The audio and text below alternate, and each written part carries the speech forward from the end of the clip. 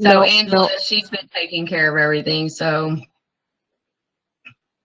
Okay, perfect. So what we want to do is just talk about what issues you're having with the program, and I can take some notes and screenshots and send them back to support.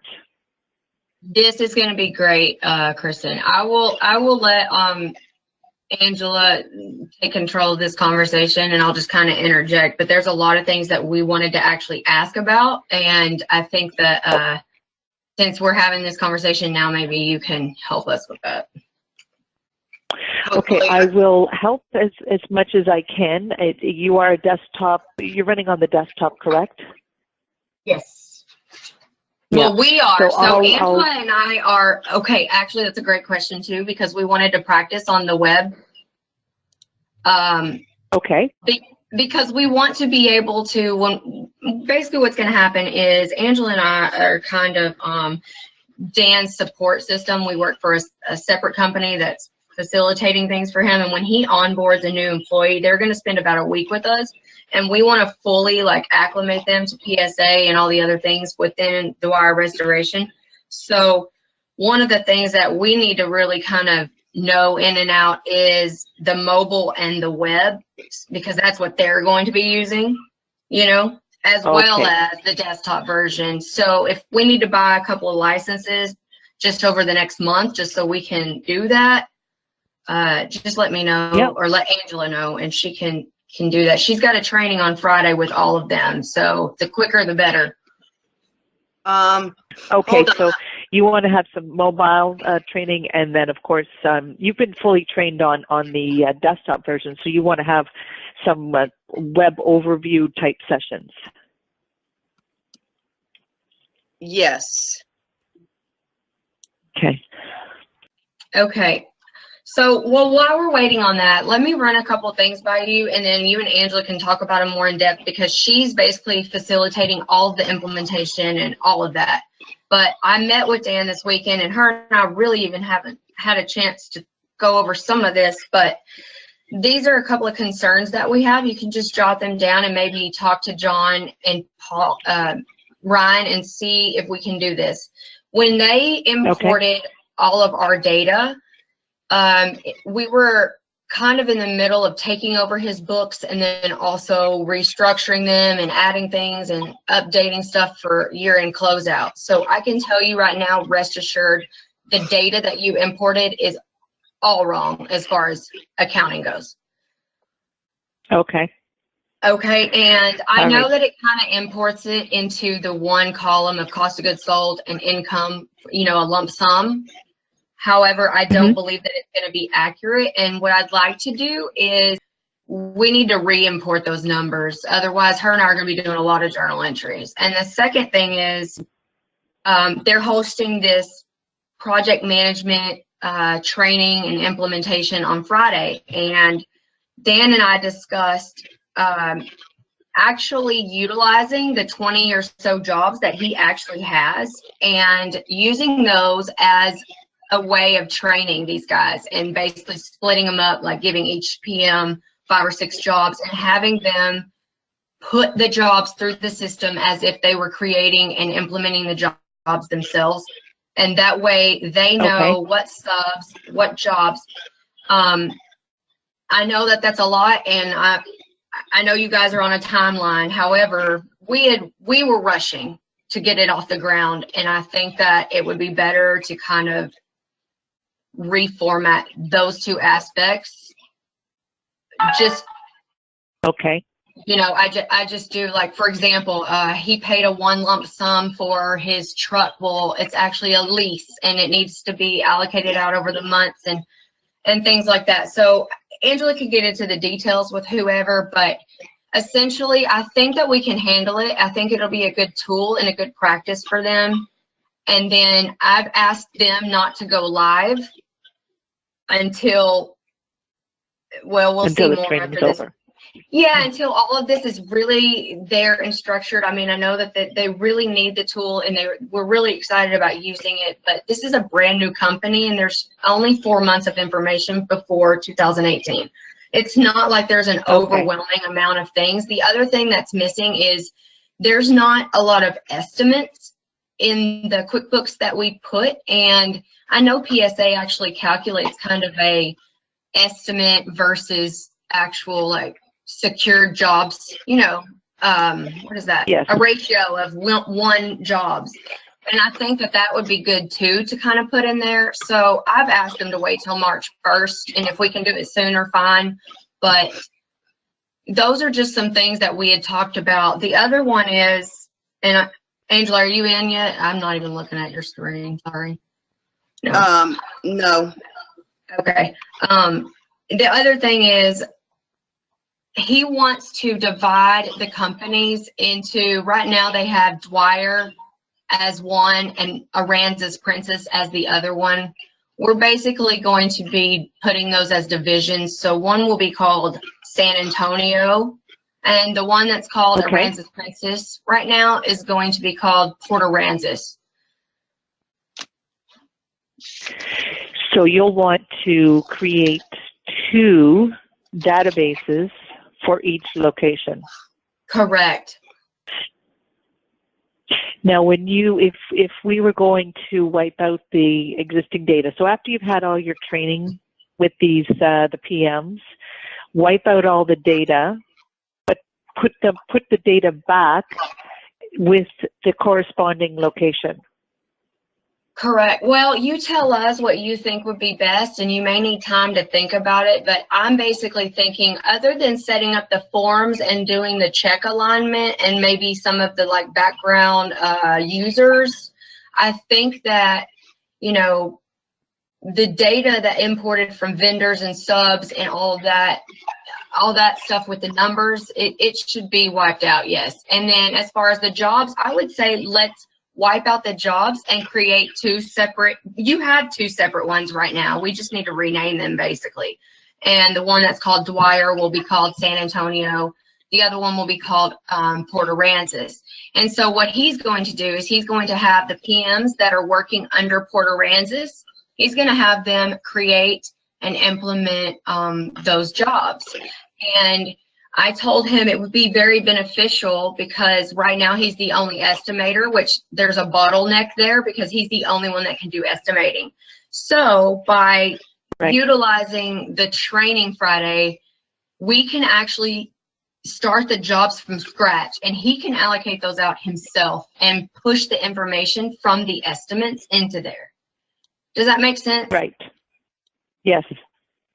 And that way, the guys get an overview, and if we additionally need to add more desktop users as we go, he can, in a sense, show them what's going on that side of it, and also get accurate job information, claim information, insurance stuff that Angela and I right now would have to go through and handpick every job and enter ourselves because everything's there, you know.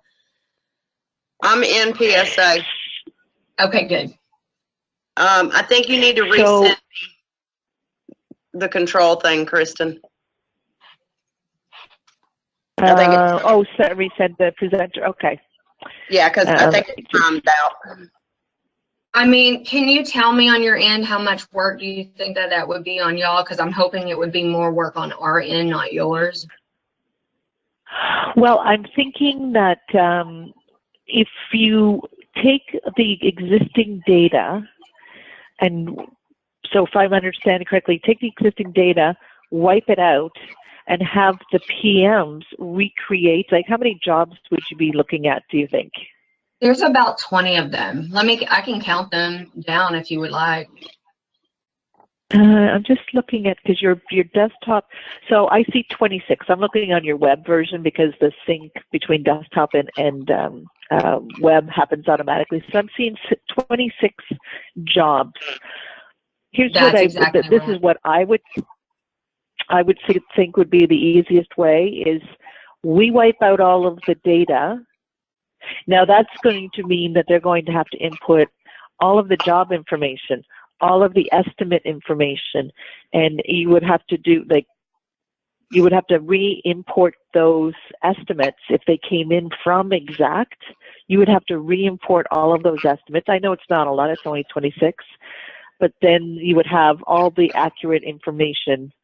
All your job data would be up to date. Everything would be totally up to date. I think that would be amazing, because let me tell you, when they imported those jobs, they came out of QuickBooks. They did not come out of Xactimate. As a matter of fact, I don't even know if the Xactimate PSA connection has been established yet. Okay, so then there would be estimates that would need to be brought into the jobs. Yes, and as the man, now I'm going to tell you, Dan is not that tech savvy, but he is very on top of his stuff, his numbers, and this will be a really good exercise for him and his team. Like I said, I mean, just watching the process alone, I don't know how long it takes, but if it's just a matter of importing the estimates to create those jobs, he could literally just go in there and just boom, boom, boom, boom, boom, or I don't know if it's like a long series of stuff, or even if we did not that long. Yeah, so we could even do like 10 of them before he hits the ground on Friday. Like, say we wipe everything out and Dan does 10 of them just to kind of get them out of the way and allocates them into the right Port Aransas or San Antonio column. Okay, so he could kind of get some of them. And then, Friday, even just to maximize time, say now he does the demonstration with the other half of them, 10 or 13 or whatever's left, But that would would that not also import all the estimates he's done that he didn't win or that are still pending? Well, see, the thing with Xactimate, you push over what you want to bring over. It's not an automatic push. Oh, perfect. So he would choose which ones he wanted to push. Exactly. Okay, and what happens when he pushes over an estimate, but it doesn't turn into a job or it's on hold? How does that work in PSA? What does it put it like in a? It just stays in the background in a list. Perfect. Okay, then my next question is about job numbers. We have a job numbering system. Sorry if I'm going so fast. I'm trying to leave in like 5 minutes, but we have a job numbering system. How will that affect the imports from Xactimate? What happens is you bring in, so if you're bringing in an estimate, you can do it one of two ways. You can create a new job from the estimate or import it and attach it to an existing job. Okay, perfect. So if we wipe everything out, he's basically going to take all the estimates, push them into PSA, and they will reside there as estimates until he converts them into jobs, at which time he could then assign the job number. Exactly. So as soon as you create a job from the estimate, it'll take the next available job on your database. Okay, perfect. Okay, so I guess, can you just talk to them about wiping it out? How is that, like a lot of work to wipe all that stuff out, or no? No, because you only have 26 jobs in there. That's not a lot. If you were talking about 2,600 jobs, I mean, it's still the same process, but for you to have to put them back in again. So I think the two databases, one is going to be called San Antonio. Mm-hmm. Yes. And what's the other one? Port Aransas. Can you spell that for me? Yes, P-O-R-T. And then A-R-A-N-S-A-S.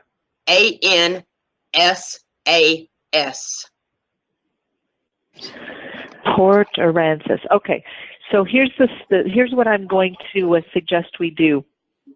I will revert back with the guys, specifically John and Mike. Mike does all the conversions. John organizes all of them. I'm going to give them I tell them exactly what you want to do is you want to wipe out all the data, create two databases, but you're going to enter the jobs into the appropriate database. Yes. And then from there, once you've entered all of the, open up the new jobs or entered the new information, you're going to push in your estimates from Exact. Correct.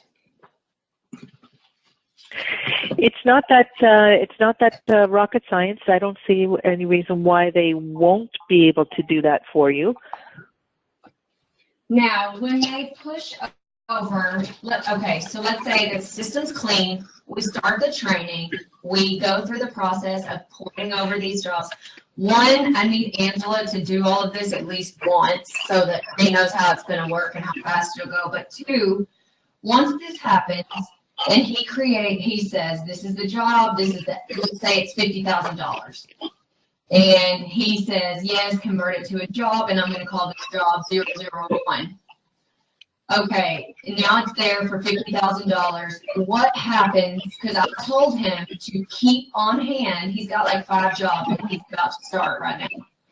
So I said, you take those 5 jobs, he hasn't even collected all of the bids from the subs. However, by Friday, he'll have them. So I told him to bring them. Now he would create the job and then start putting in like subcontractor 1 bid it at $17,000 for this contract price or whatever. Is that kind of how it would go? And he would start the financial process as far as allocating cost of goods sold and things from that, right? Correct. Yeah. Okay, and what about the previous jobs? Will Angela and I just be able to do that ourselves, or how will that work? You mean the previous jobs that had already information? Have you been adding financial information to the jobs in the form of work orders? We haven't done anything in PSA. Everything that we have is still in QuickBooks. But yes, we would like to have it a little like, I know that part will just port over, but these new jobs, no, I'm asking Dan to just I'm asking him to put them into PSA on Friday and create the work orders together as a team and allocate them out. Angela and I haven't actually done one ourselves, so I'm kind of nervous about instructing them when we don't know what the hell we're doing ourselves. Yeah. Yeah, I understood. I'm just trying to think if you're not, because I don't see any work orders. I mean, I'm only looking at one job. And again, I'm looking only on the web. I'm not looking on the database, the desktop version. But if there were any work orders associated to the job,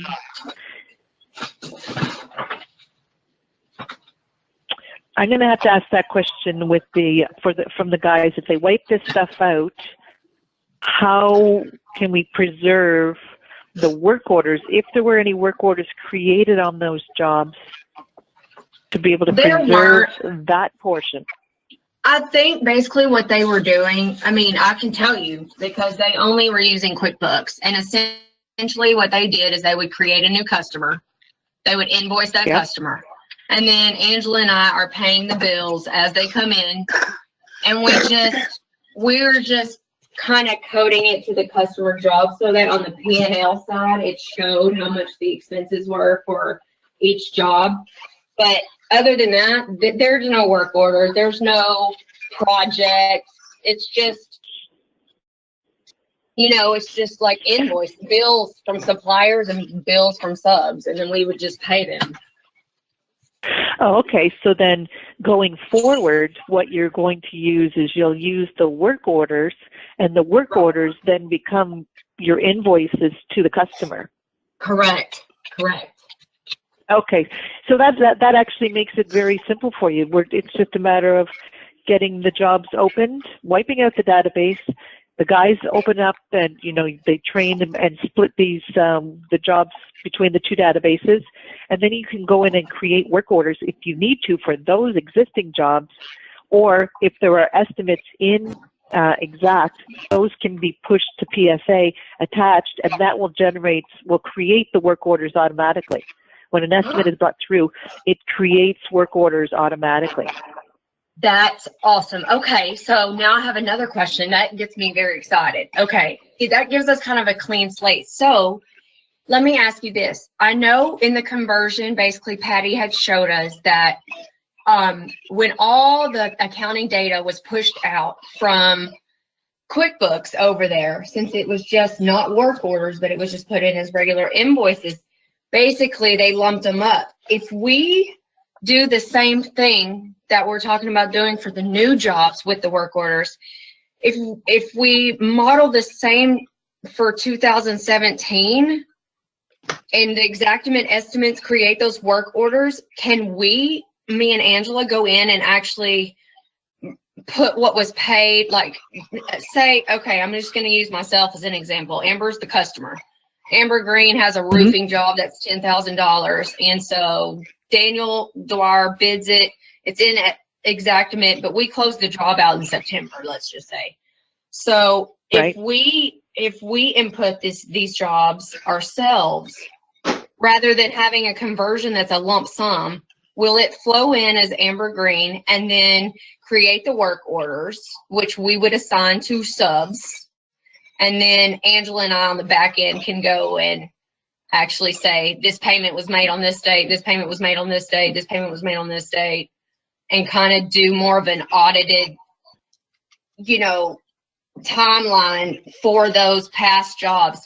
There's not that many, and I would rather him start his company off in PSA correct with all the data that he needs to do, Yeah.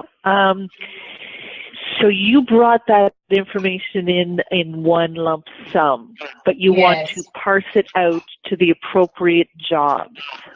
Yeah, I want to basically so that you have accurate job costing. Correct. I want to basically take and redo 2017 in PSA as if we were there already, rather than a conversion, like as if we started with you guys. Right. So that if Angela and I are gone and they have another accounting person that comes in, they can look in 2017 and see that JT Construction on Amber Green's roofing project was paid $10,000 with check number 1050 and $3,000 for check number 21. So right now it just says paid $18,000. It doesn't have that detail. I would have to find out how you can get that information. So if they're going to wipe everything out, that data, that QuickBook data is going to be gone too. Right. And then we're going to lose it, or we're going to have to keep paying for QuickBooks, or we're going to have to print off. Somehow we need to retain that. They retain that information. Well, they'll still have it in the background here at PSA, because that stuff doesn't go away. Like they don't dump files after the conversion is done. Like they'll still have the information. I'm just saying on the PSA side, if we wipe out your jobs, so right now there isn't any information allocated per job based on invoices paid or deposits made. None of that just came in as one big bulk number. Okay. And I know it's going to be a lot of work, but I would much rather do that so that there's a very clean, and there's not a lot of subs. Let me tell you, each job maybe has, what do you say, Angela? 3 to 5 subs. I mean, there's 2 projects that are larger, but the rest of them are like one person, 2 people. Right. Right. And I don't want there to be a question in 2016. 2020. And then they go back and they're like, "Oh, open QuickBooks." So let me get this straight. The converted amount of jobs that we did was only these 26 jobs? Yes. And how long has this company been in existence that they only have the 26? Is it just a brand new company? It's brand new. They launched, actually, he got his EIN September 8th. I mean, it's brand new. Okay. And that's why Angela and I really want to set him up. Like, you're not a 10-year-old company that has to deal with it. You can do it right and take a little more time to do it right. Yeah, absolutely. Okay. I am going to, what I'm going to do after this this call, I'm making notes so that way we can I can present to support the process that you want to go through, and the sooner the better, obviously, because you're doing training. Are you doing training with us this week, or is it with internally? It's internal, and Angela she is basically going to go work for Dwyer after when we're done with this conversion. She will become their full-time accounting supervisor, onboarding, implementation specialist. So it's kind of like her test for herself to see how well she knows it, but also, yeah, it's internal. We would love for you guys to participate if you can join, in the afternoon for a couple hours for Q&A or any of that. Yeah, well, that's definitely something that we can organize. You would just have to reach out to Megan, who does all of the scheduling for the trainers. And what you could do is once you've gone through your first round of training, and find out areas that you might need a little tweaking and maybe some best practices and Q&A. Yes. Okay.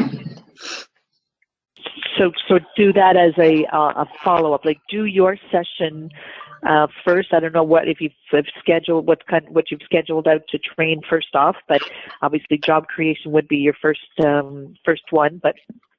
And then we could, if you needed assistance, we could definitely come in there and give you help with Q&As and what good best practices could be put in place for you for the company going forward. I think that would be great, and I think if Angela, when is her training? Or you said training when she goes through that. Are you talking about what we're doing right now, or are you talking about the training she's already been through? No, the training that you're going to do with your PMs to show them how to manage their jobs. Yeah, so if you guys wipe out the system and then Angela goes in and actually does a couple of jobs maybe with Dan just to see how it works, from going from the estimate to, the work orders to creating the job and all that, at least let her practice on 2 of them, I would say. That way when she hosts she feels a little better about it. Yeah, absolutely. Okay, and you're doing this on, it's at the end of the week on Friday, because I want to put a timeline together for support on when we could accommodate this. Yes, Friday. Okay. All right. So we've got, there might be another conversation needed to run through what they will and will not do. And I think that's a call that maybe would have to be had with Mike in our support team, because he does all of the data conversions. It doesn't sound like it's going to be that big of a deal because it's only a small database. They will still have to create a second database. I don't know what the timing and turnaround of that. That might be a little bit more, need more time than what, just a day. So the 2 parts that I'm taking away is creating 2 new databases, wiping out the imported data, meaning the jobs, and how do we preserve the QuickBook information or allow you to have that QuickBook information so you can re-enter it against the appropriate job. Yes, because let me tell you, Kristen, I would rather have Dan understand that, listen, if you do not want to have separate systems that you are referring back to, I would say it's 4 months of data. Okay, it's 4 months. If we need to assign 4 people to each month and have them hand key what expenses they had, what overhead they had, the rental, I would rather that be in that system where we can do away with we don't have to go back there. We don't have to wonder, oh, did we pay for gas on this project, or what is this cost of goods sold? Because it would just, for me, and I know that that's probably maybe overkill. I'm not sure, but it's a brand new company. Why would you start it and have 4 months, the first 4 months of null and void, nothing? Yeah, no, exactly. I agree with you 100%. And the sooner you can divorce yourself from QuickBooks, the better. Yeah. Did I say that out loud? Oh, this is on a recording. I'm going to have to bleep that out. No, because there's no point in having that system still as a fallback, if you will, because then you'll continually go and use it as a crutch. So the sooner you cut the apron string, the better. And that's something that I want to find out from Mike, what format or how the financial stuff came over from QuickBooks, and how easy is it to parse out so that you can, like you said, assign different people the function of inputting it. Once we clear out the database and the jobs are opened up, adding back the information so that it's a nice, clean database. Yes, I mean, literally, especially in the beginning, he didn't buy that much. I mean, he had, you know, a truck that he bought, and he had branding and stuff, but literally just having all that information, and we have every single attachment from every single transaction. Like everything he did, we have a copy of the backup. And what's the point in having all that if it's not available? Well, that's exactly it. Yeah. So you want to make it so that it is pullable, so that when you're running all of your year-end reports and stuff, you need to have that information already in there. Otherwise, it's not going to give you an accurate reading. Yeah, and it won't help him trend. And not only that, but, you know, if Angela heads up his whole entire accounting department, at least she'll be on staff to be like, I was here in the beginning. But we're a consulting firm. So if we were to go on to another client, we want to leave it where Joe Blow from Europe could come in here and be like, I know exactly what happened. They left me so many breadcrumbs. I get everything. I got it, you know? Yeah, exactly. Okay, so let's, how was that for a follow-up? That wasn't quite exactly what I was expecting, but at the same time, it gets the information that you need across, and I can generate I'll put together a note from this session, and I'll outline what it is that you're looking for. What I'll do is I'll send it to you first before I send it off to support, just so that we make sure that we are all on the same page. That's right. And if there's more information that needs to be added, you can add into it, and then I'll present it to support and find out what the turnaround time. So I'm going to send this to both you and both of you, Amber and Angela, and that way you'll understand that I'm understanding what it is that you want. That's awesome. Perfect. And hey, Kristen, thank you so much for your time. And I'm also going to ask John to give Angela and I a web access, as well as, you know, because we can go into the desktop, but that side of it looks crazy for them. Yeah. I mean, it looks a lot more in depth. So it is. It's a very robust accounting package on the desktop. I will 100% agree with you on that. That's my forte with the PSA is I train on the web. That's my specialty. It's kind of I do poke around in the desktop version every once in a while, but it's not my 100% forte. But from a conceptual point of view, I understand what you're trying to do here. Okay, so leave it with me. I'm going to write up. Oh, the other thing is that you do want to, part of my notes to support, you want mobile app training and a web overview session. So we can combine those in a couple of sessions after the fact. Okay, that's good. And then we signed up for the February 14th training, the Lunch and Learn stuff, which is like 5 days after this Friday stuff. So that'll be through your company. You guys are hosting something, and they'll have a little bit more of like backup after our Friday session. So that stuff, that if it's going to be covered in detail on that day, we don't necessarily have to do so much of it. Maybe that would help. The other thing, go ahead. Actually, that Lunch and Learn on the 14th I'm doing. So Yay! it will be So it will be not fairly in depth, and the nice thing about it is you'll be able to take the recording. What Ryan does is he drops them onto our Can-Am systems portal, and you can go in and review it at any time. Perfect. One more thing. God, there was one more thing. Okay. Logins and passwords. I think he'd asked us to reset. So, Angela will need to work with somebody on that. And then, the connection between Xactimate and PSA. Once you get the system wiped, and you and whoever's going to do this with Angela just kind of go through like maybe creating one job. I want her to be as prepared because I want her to look like a badass that she is. But but also, I don't know how long it takes or what has to be connected for them to do that. But I think if Angela can do like one or two, her and Dan can maybe have a better idea of like, look, let's import at least the estimates we didn't win. Let's get those in there. Boom. Let's take the jobs that have closed out maybe and put those in there and get those out of the way. And then they can all just go from there. And the other thing on the San Antonio and Port Aransas on the different databases, how do we determine, or how does it work as far as like, say Angela works for San Antonio and I work for Port Aransas. When I log in, will I only see Port Aransas jobs?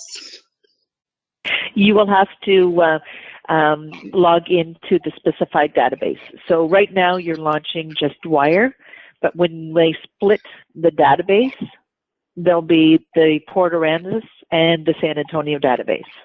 Okay, go ahead, Andrew. So like when we log into Cloud and then we pull up PSA and it prompts you to log in, the third row is a drop-down menu that gives you, we can log into either Dwyer or Training database. That's where you'll log in to the different locations. So now they're correct. Yeah. Because so then why about when I log into the Dwyer one, there's a drop down there that says Port Aransas and Dwyer also? I didn't. Like, all I saw was Dwyer and Training. No, like if you actually do it right now, you can click into Dwyer and then it opens and it has all the projects in there in one place. Mm-hmm. But there's location. You can actually, if you go to search the jobs, you can search for just Port Aransas. So if I go to customer lookup. So they yes, must if have you go to customer lookup. So my question was, I guess, do we need two separate databases? Because right now, if you log into just Dwyer Restoration, the actual one that they converted everything over into, there is two different login options, or not login options, but sorting options, I guess. I don't really know how to say it, to separate the locations. Yep. But however, it's like all the jobs are in both of them, and I think that's just because I have access to all of the jobs. That's what I was going to say. I think only had access. Probably, right. When they set up a user, you're going to give them access only to the location that they're available for. Right. Okay. But it will be like that, right? It'll be like when they log in, will they need two databases, or will it just be all in one database with two different locations? So the way I've seen it been done before, there's you log in, and then when the access opens, it gives you the option to choose which database you're going into. So when Bob comes in to work in the morning and he knows he's only in San Antonio, he might see the Port Aransas database, but he won't have access to it because he's not permissioned to see it. Correct. Okay, cool.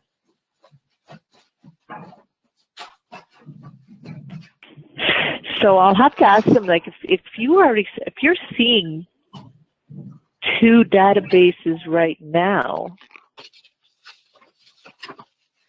I'm wondering if they already did this, but you're seeing all the data for both locations in both databases. Yeah, that's why I was confused, Okay. which is fine. If we're gonna wipe them out anyways and start over clean, then that's fine. I just want to make sure that we understand if Dan has access to both, he sees both. But if we're giving, let's say, Adam, we're just giving Adam access to Aransas Princess, Port Aransas, then he wouldn't have all that other clutter. He would just see his jobs. Yes.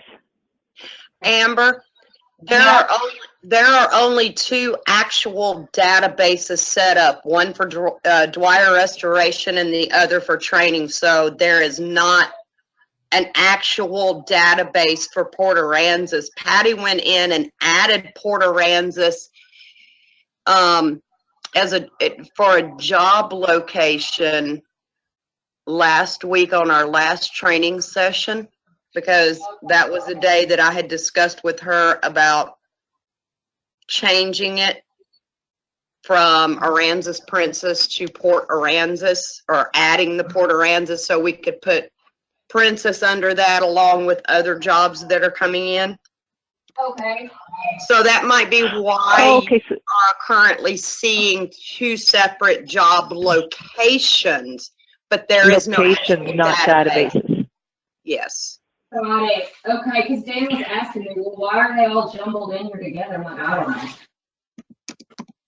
Okay, so maybe that's the way they will set it up too, that the location will be specified by the user. Oh, wait a minute. I see what she's talking about. Okay, I'm doing the actual login with my username and password, and I do get an Aransas Princess, and then under that is Dwyer. Yes.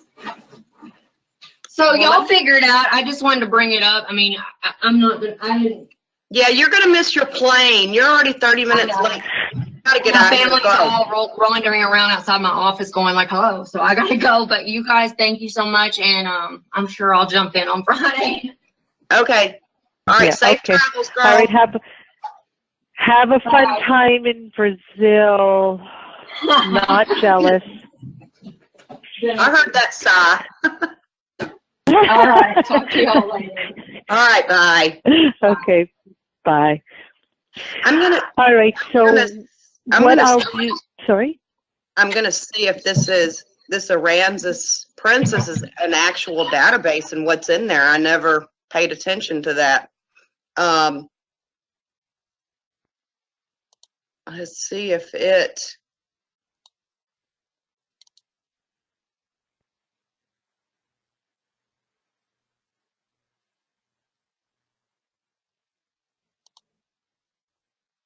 Okay, I don't want that. I'm on the wrong darn thing. There we go.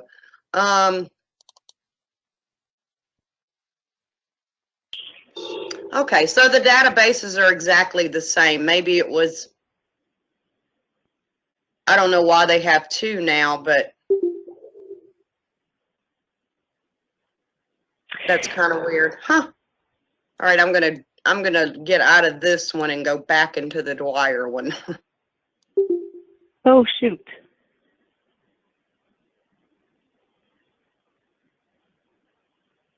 Hello?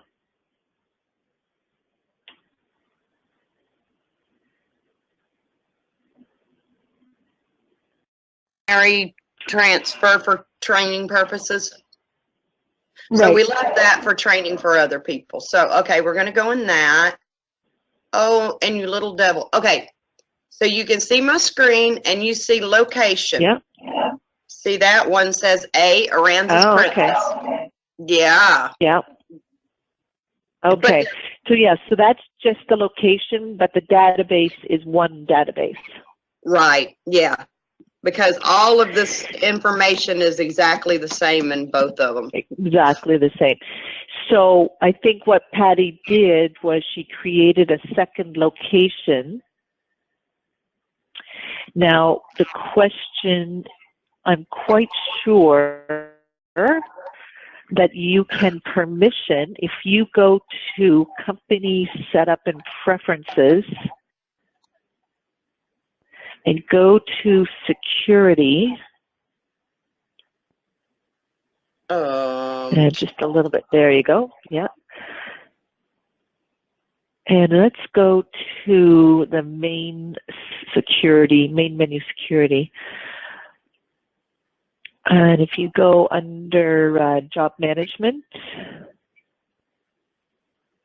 you can see there's the module for job management right next to banking and setup. Oh, up at the top. Okay. Yeah, right there. Yeah.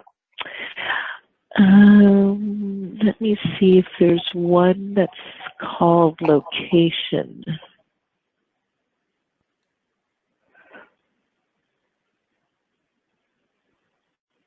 Unless it's set by job.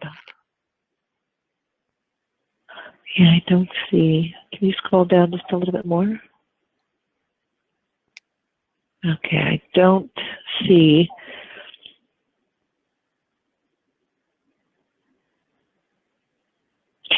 So that's something that we would want to make sure of. If it's not a secondary database, but it's split by location, how is the security? Because if you have two separate databases, then they have to set up a second. Yeah. Let me just question. Okay. If it's broken out by location, can it be permissioned by user to access only the location for them?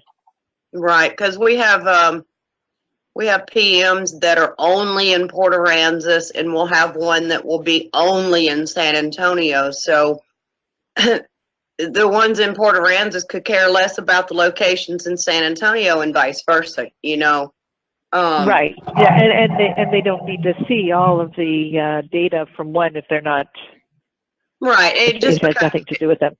Yeah, it just becomes a cluttered mess for them, and just takes them a little longer to find this, that, and the other. Yeah. Okay, that's a question that I need to ask support. Okay. That question, I'm not 100% sure. I thought there was one that would show it to split it by location, but apparently I am wrong. So I'll ask that question. Yeah, it would be nice if we could set it up one database, but have two separate, locations. But I'm pretty sure it's going to have to be two completely different databases. Yeah, like if it can't be done by location, like splitting out, the user can only see what location they're associated with, it would have to be a second database. Or so we would take the Dwyer one and then break that out so that it's San Antonio and Port Aransas. There might be a cost though to set up a second database, so I'm not sure how much that would be. Okay.